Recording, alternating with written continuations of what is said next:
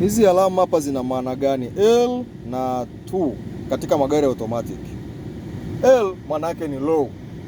Low unaitumia muda gani? Muda ukiwa unashuka mlima kama huu. Unaona huu mlima, huu mteremko hapa. Mteremko aina yoyote unatoka uweke low. Kwa nini uweke low? Unatakiwa uweke low kwa sababu hii inasaidia kutumia nguvu ya injini kupunguza mwendo wa gari, lakini ambao nguvu ya injini kupunguza mwendo wa gari kitaalamu inaitwa engine braking, ambako baadhi ya magari hapa utakuta L, utakuta B. Ile B maana yake ni engine braking.